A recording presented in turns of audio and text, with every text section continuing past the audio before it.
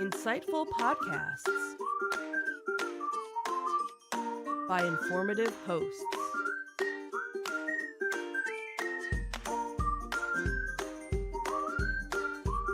Insights into Things, a podcast network.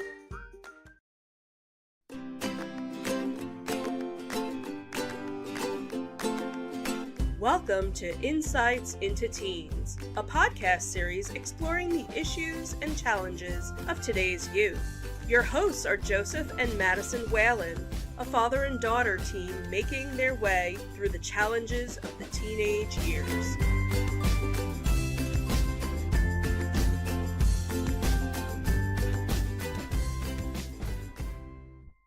Welcome to Insights into Teens. This is episode 179, Fighting in School. I'm your host, Joseph Whalen, and my calm and collected co-host, Madison Whalen. Hey, everybody. How you doing today, Maddie? Doing all right. How about you? Doing okay. So this is the last in our controversial series that we're doing. Series. A little bit more light than I think last week. Last week we were kind of somber and serious, but for good reason. So we are back this week with something a little bit more lightweight, but no less, controversial. And impactful, I'd say. And definitely impactful. Before we get into all that, anything exciting happened to you this week? Not No. entirely. Well, a little controversy about your school schedule that we have to sort out still. Yeah, that's fair. I mean, school's starting, so that's fun. That's exciting. Is that starting next week? Yep, Thursday. Wow, that's some exciting stuff there. Yeah. Your enthusiasm is just overwhelming. Yeah, considering how it's going so far, or how I think it's going to go, it's like, yeah, Well, great. we will make the best of it. So, in light of you going back to school next week, we have been holding on to this topic for a while now. We'd actually done the research and prep for it before summer, actually, before school let out. But we just sort of never got to it in the series before school let out, and seemed kind of silly talking about fighting in school in the middle of summer. Yeah. So it was kind of out of context. So I wanted to wait until we were closer to school. So on this episode of Insights into Teens, we delve into the hidden layers of school violence. Beyond the shocking headlines lie the pervasive issues of bullying, insecurity, and Star Wars music in the background from our video game. Yep. We'll discuss the often overlooked factors that contribute to this critical problem. We'll explore its impact on students, teachers, and others. And we'll uncover strategies to effectively address and prevent school violence. But, as always, before we get to that, I wanted to once again invite our listening and viewing audience to subscribe to the podcast. You can find audio versions of this podcast listed as Insights into Teens. You can find audio and video versions of all of the network's podcasts listed as Insights into Things. And we're pretty much anywhere you get a podcast these days. Apple, Spotify, Google, not Stitcher because they're going away at the end of the month, which is tomorrow, I think. But anyway, you know where to get our podcast at this point. I would also invite you to write in and give us your feedback. I mean, we talked about some pretty hard-hitting, controversial, spirited topics over the last 9 episodes or so. I'd love to get people's feedback on them. You can just let us know other stuff you'd like us to talk about. You can email us at comments@insightsintothings.com. You can hit us up on Twitter or X or whatever Elon's calling it this week. We're at insights_things. Or you can get links to all that and more on our official website at www.insightsintothings.com. Shall we get started? Yes. Here we go.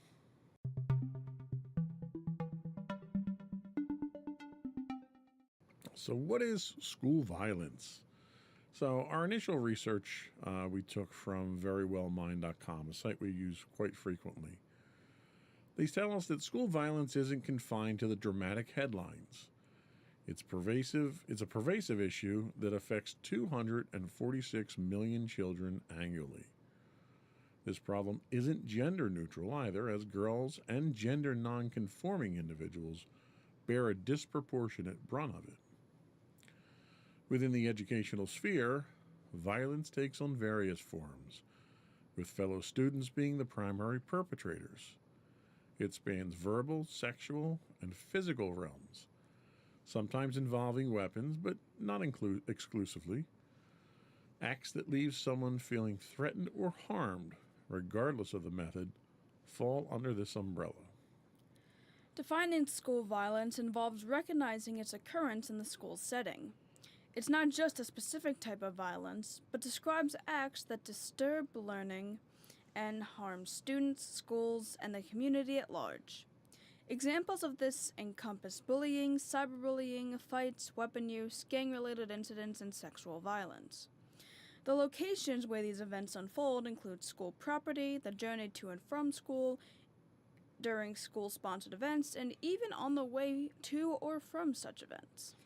So, what really prompted this a few months back to talk about this topic was there were a number of fights that you were coming home and telling us about, none of which you were involved in, obviously. Yeah.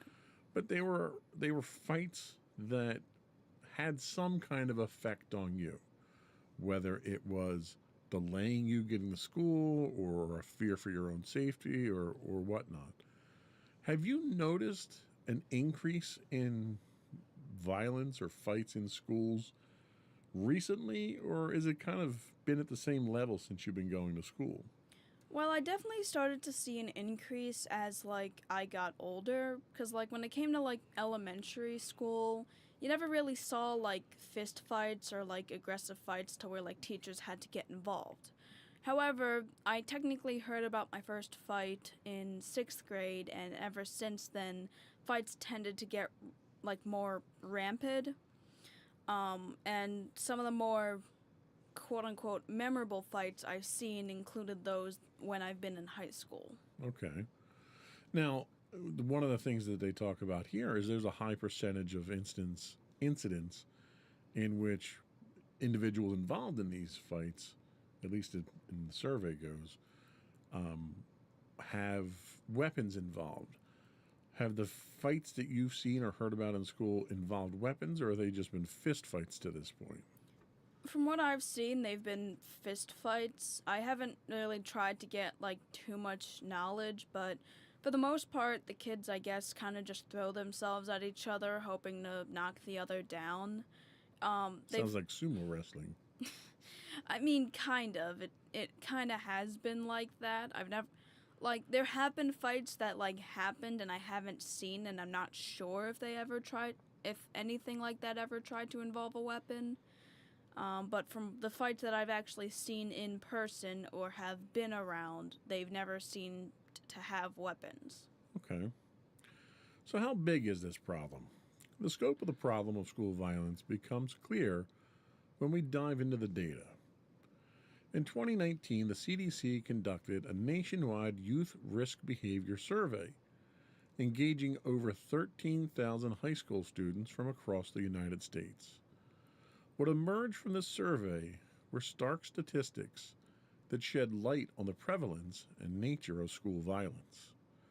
The first takeaway that we get from this report was bullying. Approximately 1 in 5 high school students disclosed that they had been bullied on school property within the past year. The hallways and classrooms that should be safe havens for learning can sadly become arenas of hostility for a significant portion of our students. The next thing they took away from the study was physical confrontations. The survey revealed that 8% of high school students have been involved in physical fights on school property 1 or more times during the 12 months preceding the survey. This troubling statistic underscores the prevalence of confrontations that extend beyond words and escalate into physical altercations. The study also recognized that of weapons and threats. More than 7% of high school students reported that they had been threatened or injured with a weapon while on school property within the 12 months leading up to the survey. The presence of weapons in educational environments and the alarming frequency of threats pose a significant risk to the safety and well-being of students. Finally, they also mentioned the fear and absence. The survey unearthed that almost 9% of high school students had missed at least one day of school within the preceding 30 days due to concerns about safety. This statistic paints a grim picture of students' apprehension with their desire for education overshadowed by fears of violence. So, things obviously are very different now than when I was in school. But when I was in school, when you had two people fight, they fought, and usually the teachers would get in and break it up, and it didn't matter who started it. There was, even back then, there was a zero tolerance policy that whoever was involved in the fight wound up getting punished in some form. Do they still have that kind of zero tolerance policy, or is there, because I know there's a lot more anti-bullying in schools now, is there consideration for the bullying aspect of it, or if someone hits you and you hit them back, are both of you getting detention or suspension for it? From what I know, both people, if someone ends up hitting you and you hit them back, you are to also be blamed for the incident.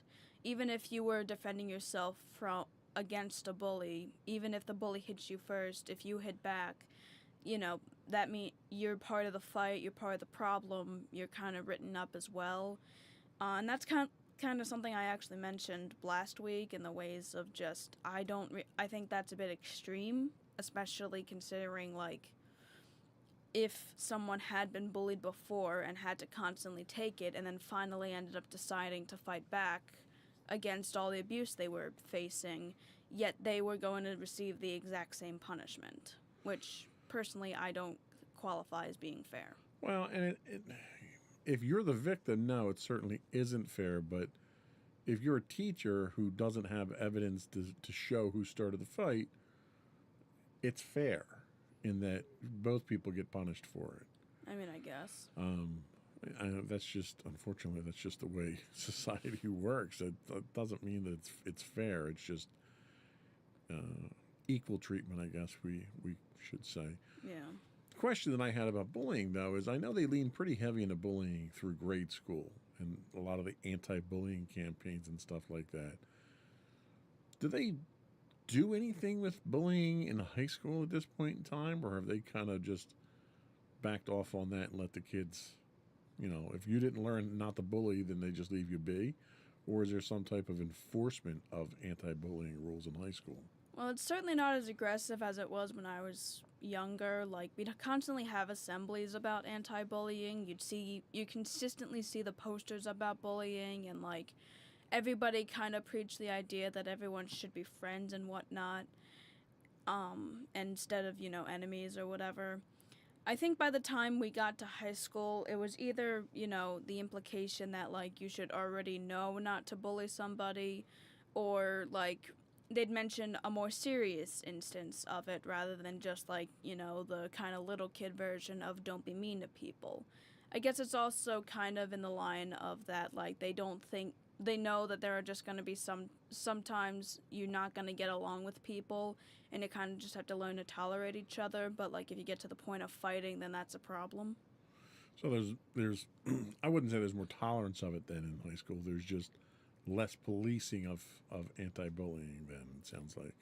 Yeah, I'd say, although we have, actual police walking around the school in case. Well, that's probably for other reasons, but we won't get into that in this podcast. Yeah, so I would say that, they don't really tolerate it, but they also don't really say anything to, convince us to not do it outside of the zero tolerance policy. So there's no more anti-bullying training that they're actively engaging in? Not really. Even some of, the assemblies, I'd say they, like I said, they kind of more or less focus on other serious subjects, and they occasionally encompass the idea of bullying, but it's not every assembly is specifically about anti-bullying anymore. I gotcha. So what are some of the causes of school violence? So the causes of school violence are intricate and multifaceted, often defying simple explanations. Understanding why an individual engages in such behavior requires a deeper exploration of their experiences and influences. Several factors contribute to this complex issue, highlighting the diverse landscape that can lead to acts of violence within educational settings. The first thing they mention is diverse motivations. School violence may stem from a variety of sources. An individual could have endured bullying or social rejection, driving them to lash out. Academic pressure, while a norm in educational environments, can escalate to a point where it becomes a trigger for aggressive behavior. Moreover, exposure to violence at home, in the neighborhood, on screens, or in games can influence a person's actions. They also talk about media influence. While connections between media consumption and violent behavior lack definitive proof, exposure to violence in various forms can potentially impact an individual's perception of acceptable behavior. The debate over the influence of media like television, video games, and movies on violent tendencies remains open, serving as a point of contention in understanding the roots of school violence. Complex risk factors are also involved. Certain factors increase the likelihood of a child engaging in school violence. Poor academic performance, a history of prior violent behavior, an impulsive personality, and mental health conditions can collectively contribute. Additionally, being a witness to or victim of violence, substance use, or a dysfunctional family environment, such as domestic violence, or access to weapons all play important roles in shaping a child's potential for violent actions. And finally, they talk about the environmental context. The community context also plays a crucial role. Surroundings marked by poverty, high crime rates, or the influence of delinquent peers can contribute to the development of violent tendencies. A child's exposure to a dysfunctional environment outside the school walls can intertwine with their behavior within them. So what do you think of these various reasons? Do you I see when they put media influence up here, and the first thing that I think is, well, that's a cop-out. We've had violent films and violent video games and violent television for 60 years now. And, I was always exposed to that sort of thing, and it never made me violent. None of those sources ever made me violent. And I'm one person, I get that. It's entirely possible that it may have a different influence on other people, but there's a certain segment of the population that wants to lump everybody into this whole, the media is evil, it makes everything violent, and I find a difficult time believing that. What are your thoughts? Yeah, I would tend to agree with you for the most part. I definitely don't think that, technology is evil or video games tend to cause violence or, anything that, people try to say to make you think that video games are the problem. Because I personally don't, because there's been plenty of evidence at this point now to point away from the idea that shooting games, cause teens to want to engage in violent activities. Although I can understand their argument in one specific instance, and that's in social media when they're exposed to just general people that are kind of just bad for them or exude a bad influence, like just screaming for no reason, ranting about literally everything, or just trying to get into an online argument over literally anything.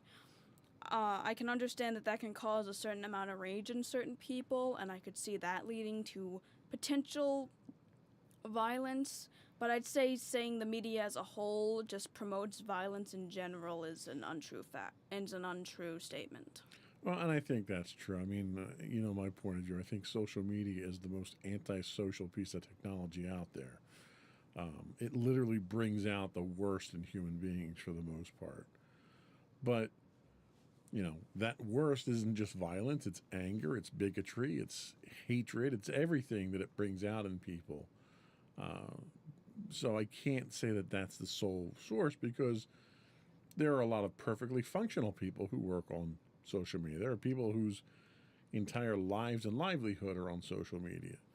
Yeah. I think it really comes down to situational. They talk about the fact that there's diverse motivations, which is absolutely correct. You have risk factors such as your childhood upbringing. I can give you a half dozen examples of kids who grew up in violent households who never turned out to be violent. And I could give you just as many examples of kids who grew up in, the atypical nuclear family, 2.5 kids and a white picket fence. And the kid turned out to be extremely violent and disturbed and all kinds of problems. Yeah, that's the one thing when it comes to this sort of thing and what people kind of assume goes into violence is that, while outside factors could certainly, have an effect, it's not guaranteed. Because, even if you had one of the worst upbringings or one of the best upbringings, it doesn't mean that you're going to necessarily reflect that kind of stuff. Specifically when it comes to you. You grew up in a household where your father was kind of a terrible person. He was terrible to pretty much anybody that wasn't him. He was terrible to you. He was terrible to your mom. He was terrible to your siblings. Yet, you're an amazing father. You're nothing like how you describe him, and you're pretty much the exact opposite of what he was. You're pretty much the perfect example of growing up with some bad situations, but not turning into a bad person as a result. Well, thank you for saying that. I'll give you your $20 after the show. You didn't bribe me. But I think in my example specifically, my dad proved to be a good bad example. I didn't want to be what he was. I didn't want to treat people the way he treated people. Maybe if my dad was more like my mom, maybe I would have turned out completely different. I don't know. It's kind of an interesting thought experiment. Yeah. So, well, we're going to take a break, and when we come back, we're going to talk about the impact of school violence. We'll be right back.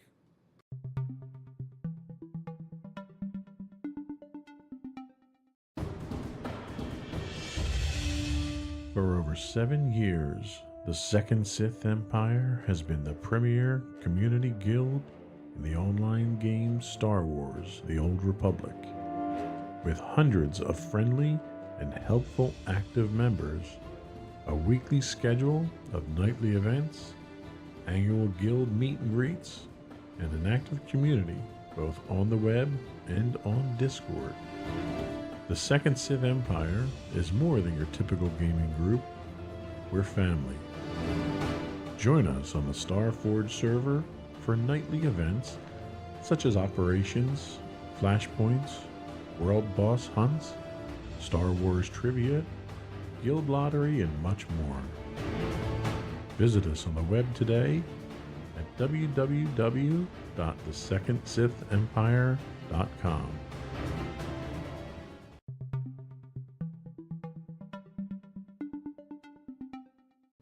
Welcome back to Insights into Teens. Today we're talking about fighting in school, and now we're going to talk about the impact of school violence.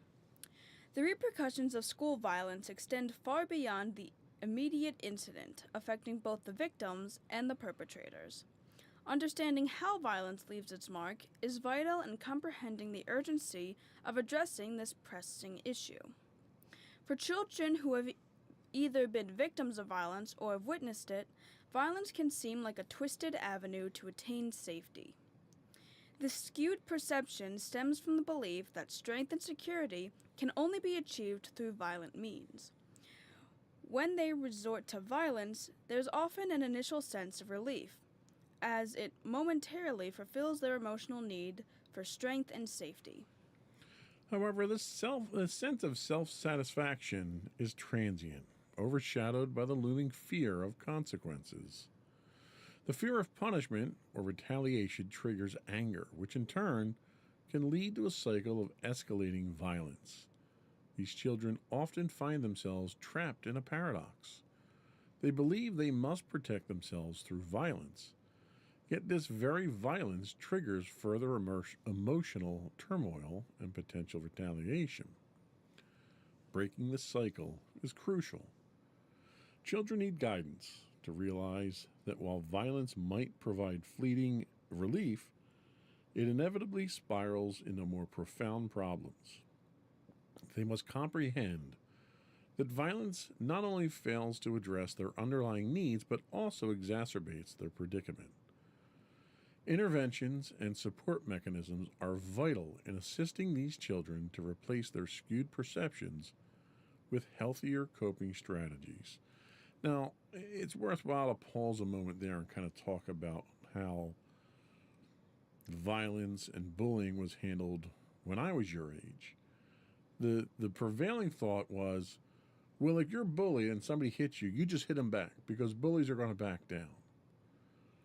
And while there was a chance that that would happen, inevitably, every time that did happen, it always led to more violence. Mm-hmm. You know, you've heard the biblical admonition of an eye for an eye. Yep. Well, if everyone abided by that, we'd all be blind. Yep. You know, that's really the gist of that. So the idea that you fight back has complications to it that aren't problem solving, they're just problem evolving, I think. Yep. What did they teach you, like in these various assemblies that you had when you were being picked on? What technique did they give you to use to try to solve the problem or mitigate the problem? Well, they never really mentioned the idea about fighting back. It was more or less just telling a trusted adult so that they could handle it instead of you handling it. They never really offered suggestions for if somebody actually hit you, other than just going and telling an adult. So basically the idea was just like you needed to get a trusted adult to make sure that they would handle the situation instead of you, so you didn't get into any trouble or anything. Well, and that kind of makes sense because I think today's society is much more litigious than it was when I was a kid. So there's always this looming threat of legal action. You know, when I was a kid, if somebody hit you and you hit them back, you would just meet after school, you'd fight it out, and you'd get it over and done with. Nowadays, you know, if you hit somebody, they go home with a black eye or a bloody nose, and the first thing their parents do is, instead of calling my parents to figure out what's going on and to solve the problem, they call their lawyer. And they're going to sue you at that point in time. So the schools, I think there's a large portion of that deflection in the schools because the schools don't want to have to go through the legal complications too. And it, you know, nobody wins. There's no win-win scenario here where once the violence starts, everybody's going to wind up losing. It's just trying to stem the bleeding, so to speak, before it gets too bad. Yeah. So what's the impact on victims in this case? So school violence leaves profound and lasting effects on its victims, both physically and emotionally. These consequences ripple through various aspects of a child's life, painting a bleak picture of the toll it takes on their well-being.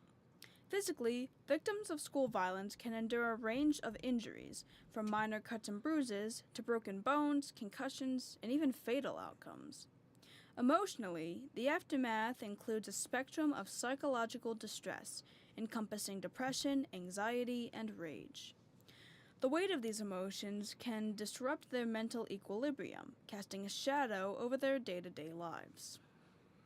Victims' academic performance often suffers as their focus wavers.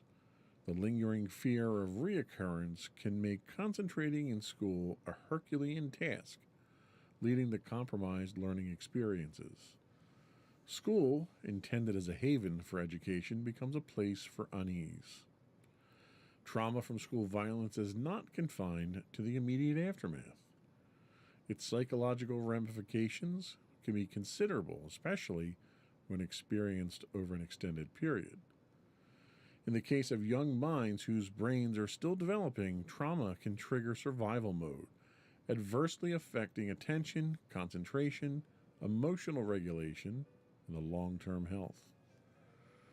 The same 2019 survey underscores the potential long-term consequences of school violence. Victims are at risk of grappling with mental and physical conditions that span attachment disorders, substance abuse, obesity, diabetes, cancer, heart disease, and respiratory issues. The extent of adversity experienced in childhood correlates to the degree of risk to physical and mental well-being in adulthood. And I don't think a lot of people realize that. They don't realize when you have these traumatic experiences, you hear about soldiers who are in a combat environment and come home and they have post-traumatic stress disorder, PTSD. Those same type of conditions are being recreated, albeit in a smaller, hopefully less lethal form in high school. But you're still having those traumas where you have kids years later when they're adults who run into someone who maybe bullied them when they were a kid, and they still have the same fear and terror and apprehension when they see them. And that's a scar that you take for life. That's not something kids should have to deal with. What are your thoughts on that? Yeah, I'd pretty much agree with you 100%. I don't think that's really something that people should be experiencing. Yeah, sure, some people might say that trauma is a good learning experience or whatever, but to have that as a kid, I don't really think is a good thing. Or to have it paralyze you in fear the moment you either think about it or see someone related to an incident where you were traumatized. That's not okay. Sure, it's good to kind of have a life experience when you're younger so that you internalize it more as an adult. But in terms of school violence, that trauma isn't good trauma. It just makes you more anxious, it causes you even more distress, and it can lead to genuinely harming consequences when you actually become an adult. Yeah, and we're talking specifically about victims of violence, but you've never been a victim of school violence, thankfully, at this point in time. But you've been a witness to it on numerous occasions. But even the victims don't get away scot-free. What are some of the things that impact victims in this case? So the impact of school violence isn't confined to its immediate victims. Those who bear witness to such incidents also suffer profound emotional repercussions. The toll on these young witnesses is often hidden, yet its effects can be just as enduring and far-reaching. Children who witness school violence may grapple with complex emotions. They might feel a sense of guilt for not intervening or stopping the violence, even though fear could have paralyzed them from taking action. The weight of these conflicting emotions can create a heavy burden on their young minds. Remarkably, the brains of witnesses to violence can react similarly to those of the victim. The primal fight-or-flight response can trigger, flooding their minds with stress hormones and shaping their perception of danger. This psychological response can have lasting impacts on their emotional and psychological well-being. The aftermath of witnessing violence can shatter a child's fundamental beliefs about the world. The illusion of safety that once enveloped the reality is disrupted, leaving them with a sense of vulnerability. This new lens through which they view the world can significantly damage their mental health, fostering anxiety, distrust, and even depression. For children to grow into emotionally resilient individuals, they need to first experience a foundation of safety and care. The ability to cope with threats and challenges stems from feeling secure and self-assured. Witnessing violence without reassurance of safety can hinder a child's ability to navigate the complexities of life. Having borne witness to this in the past a few times, do you feel that you've experienced any of these sensations or any of these negative repercussions as a result? I mean, yeah, that's certainly something I could say. 'Cause, the illusion of safety, seeing at the school, that can fade a lot. And like, it's gotten to the point where when somebody has a fight, I almost kind of expect it at this point, considering how much I've witnessed it. But even when I was younger and like I was just learning that violence happened in schools, I was traumatized. There was this one specific incident I distinctly remember. We had been doing a lockdown drill in school when we were in 5th grade, and I was about 10 at the time. And my one teacher was very serious about it. He literally had a bat to make sure that if it was actually real and somebody would come through the door, he had a weapon on hand so that he could actually, make sure no one was going to harm us. He also actually did like a test where he had all of us hide underneath the one table in the corner, and he would look through the window, and he would basically see where his sight of line ends so that somebody would place a piece of tape there so we all knew to hide on the right side of the tape to make sure that we weren't going to be seen. And one specific instance I remember was when we were doing a lockdown drill, and I ended up being one of the last ones there, and I was like right on top of the tape. And like the entire time I am freaking out. I know it's technically not real, but like I was terrified that somebody would see me if it was actually real. And my teacher actually took notice of it, of my look, and after it was all done and over, he came up to me and told me that I was going to be fine. Yeah, and that's the thing. It has that kind of profound effect on you, especially when you're at that young developmental age. I don't have any good answers for that. Yeah, and when it came to the actual school fights between students, while a lot of it kind of just came to annoyance to me eventually, one instance was where there was a fight during my lunch period. And at one point, they got pretty close to me and my friend's table to the point where I was scared that we'd actually get involved in it. So that was also kind of an instance where I'm probably never going to be forgetting about that, even if I was kind of shrugging it off afterwards, because it's like, yeah, we're at that age, there's been enough fights to begin with. Like, even despite the fact that I kind of shrug it off at points, I still genuinely fear about my safety when I actually go to school. And it's also worth noting, we live in a upper middle income area where we're at, where you go to school. So the level of violence that you're exposed to as compared to a lower income, inner city or something like that is significantly less. And this is stuff that's traumatizing you. For the individuals that live in, areas where you have a gang presence or areas where you have shootouts. I mean, we watch the news, and every day there's a different couple of shootouts over in Philadelphia. Like, that's real violence. That's what really scares me. I don't even feel comfortable driving through the city at this point in time to get anywhere. So where we're at, we're pretty safe. We're pretty well insulated from stuff like that. So I have a tremendous amount of sympathy for individuals who live in these more violent prone areas that have to deal with daily violence. Just you listen to the news, you've got kids that are being shot walking to and from school. Like, that is it's just not acceptable in society at this point in time. And the fact that it's happening on a regular basis is not good. People are getting shot over shoes or there was a insult or a radio station or something somebody got shot over. They were talking about on the news just this week. Or Hot Pockets, because I've heard that. Or Hot Pockets. Like, it's just, there's so many different reasons that people are getting hurt. And it's not just being shot. You've got physical violence, you've got fist fights that are happening all the time. I mean, you're learning to drive now.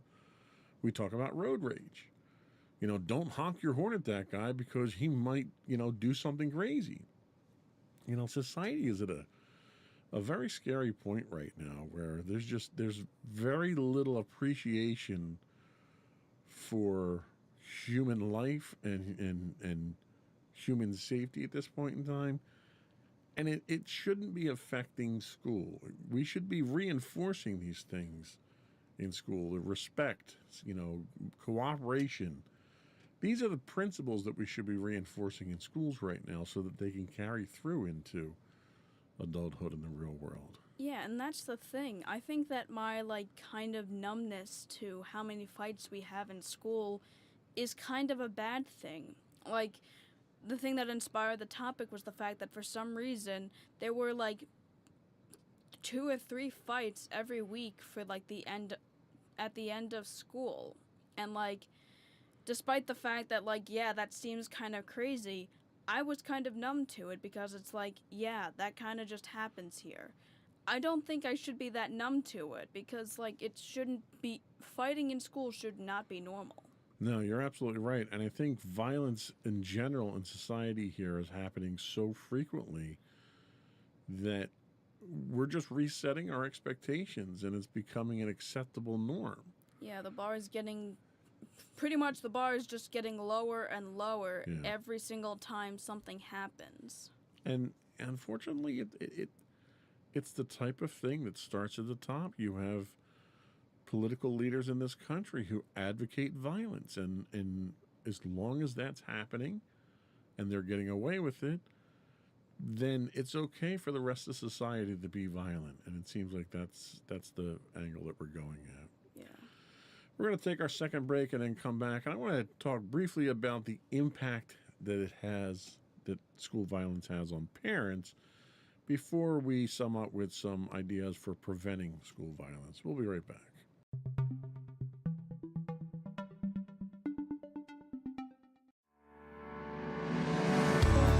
Insights into Entertainment, a podcast series taking a deeper look into entertainment and media.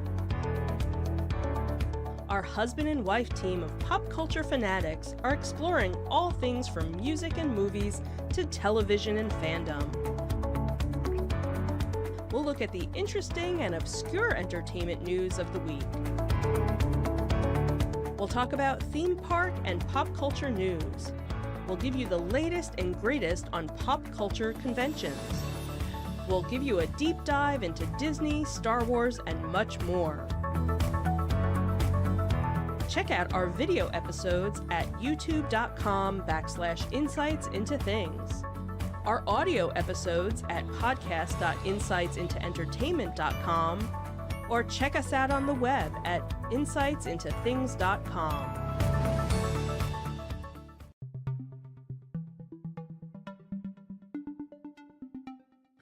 Welcome back to Insights into Teens. We are talking about fighting in school. So, we've talked about the impact on victims. We've talked about the impact on witnesses.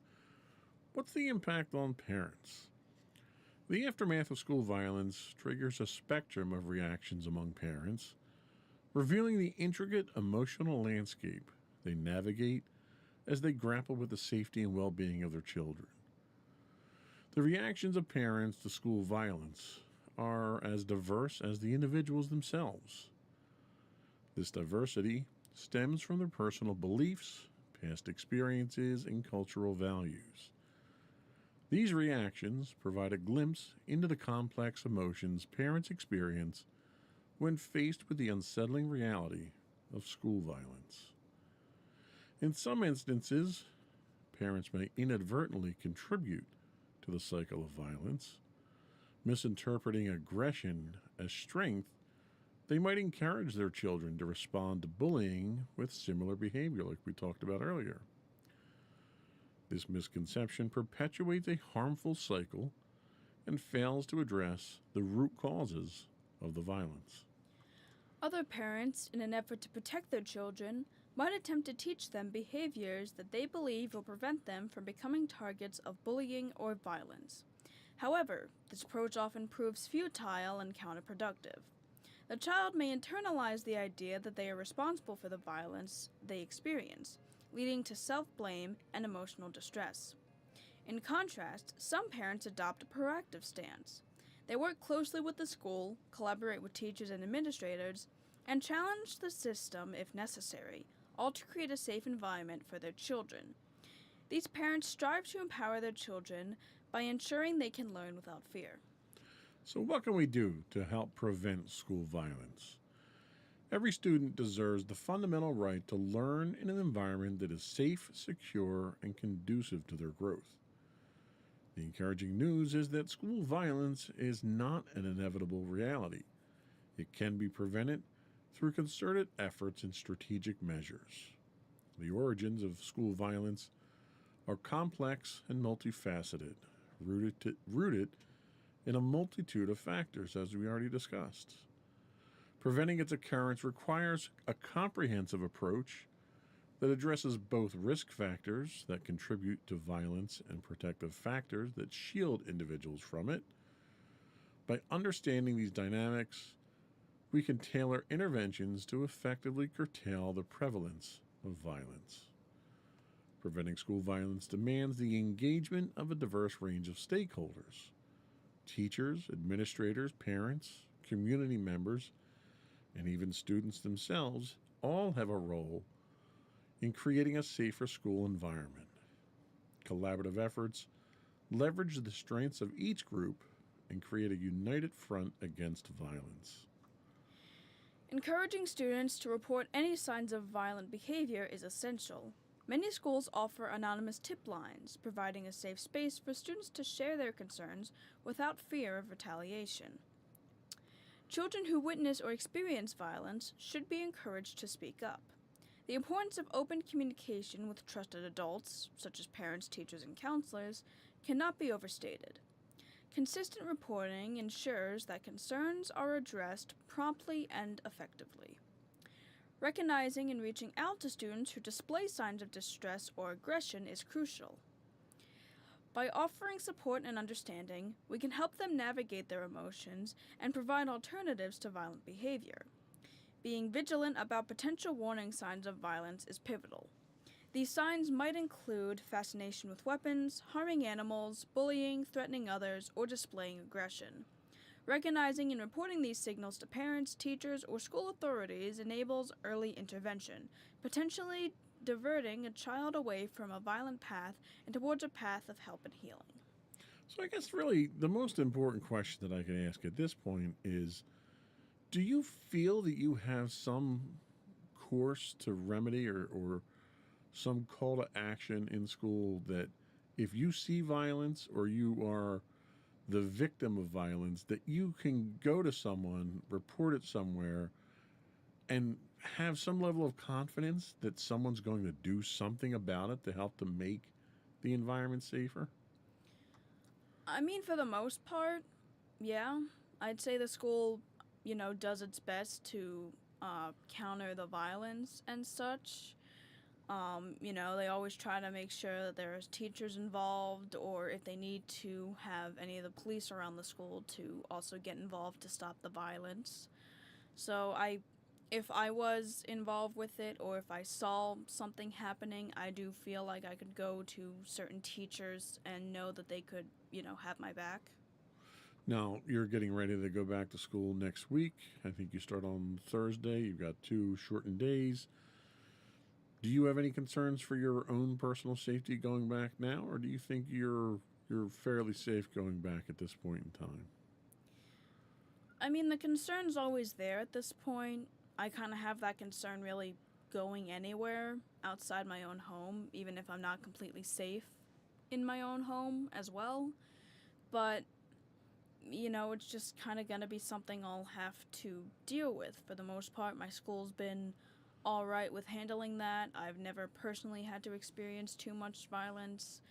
And while I don't have complete and utter guaranteed safety, for the most part, I'm not completely worried about that facet just yet.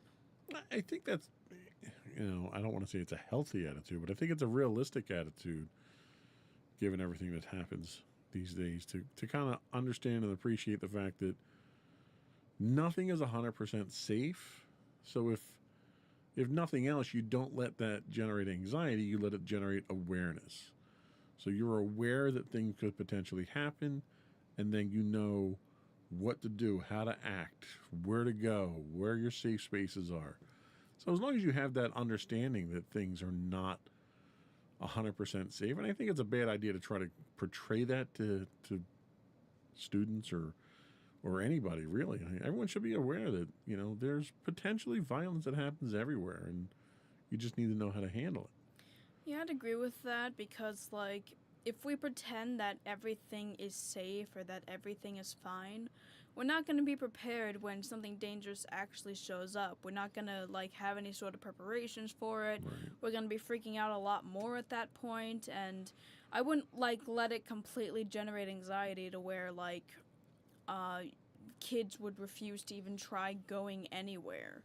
I'd say make them aware of it, but also assure them that they have it under control. There's ways to prevent it. There's ways on how to deal with it if anything ever does come up, so that you don't have them to be completely ignorant or completely fearful. Right, I agree. We're going to take a quick break, come back, get your closing thoughts, and finish up with the business of the podcast. We'll be right back. Alrighty.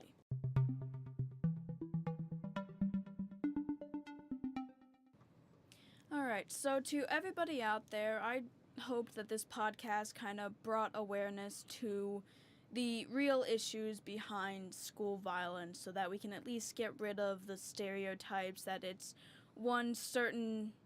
only certain factors that play a part in it and that it's more or less a one-sided issue. It's really not. It's a much more complex issue that, needs to be better understood. I feel, much like most topics when it comes to teenagers, there's plenty of misconceptions about it, and I feel if more people are able to be knowledgeable about it, we can help to fix it and hopefully prevent it in the future, much like giving better knowledge about how to handle school violence and not just saying everything's going to be fine or causing kids to panic. All right. Wise words as always. Thanks. Before we go, once again, I want to subscribe to the podcast. For the record, I already do subscribe to the podcast, all of them. So everyone else should as well. You can get audio versions of this podcast listed as Insights into Teens. You can get audio and video versions of all the network's podcasts listed as Insights into Things. You can find us on Apple, Spotify, Google, etc., etc. I would also invite you to connect to us on social media. We stream 5 days a week on Twitch at twitch.tv/insightsintothings. You can find us on Facebook at facebook.com/insightsintothingspodcasts, or you can find all that and more on our official website at www.insightsintothings.com. And you. And don't forget to check out our other two podcasts, Insights and Entertainment, hosted by you and Mommy, and Insights into Tomorrow, hosted by you and my brother Sam. That's it. Another one in the books. Bye, everyone.